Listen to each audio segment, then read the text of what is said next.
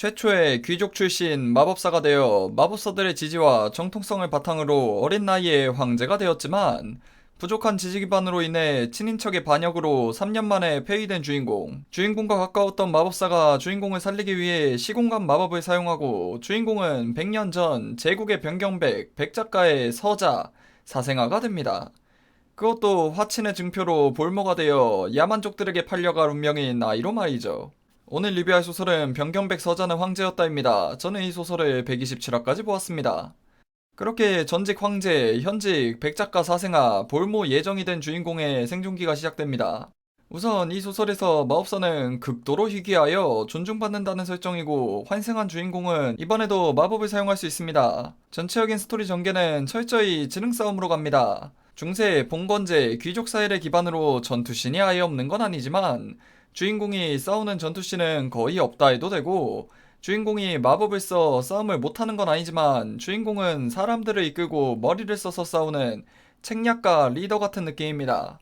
이런 지능 싸움은 사실 주인공 말고 나머지 등장인물의 지능이 매우 중요한데 우선 절대 지능이 나쁘지는 않습니다. 하지만 주인공에 비하면 한 수 밀리는 느낌이 강합니다.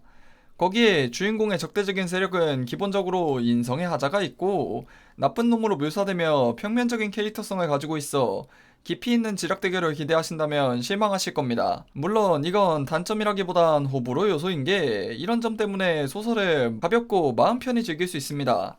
주인공은 지능적인 면에서 먼치킨에 가까워 주인공이 패배할까 걱정할 필요도 없고 전개가 상당히 빠른 편이라 이런 중세 귀족 지략 대결을 원하시면 가볍게 볼 수 있습니다.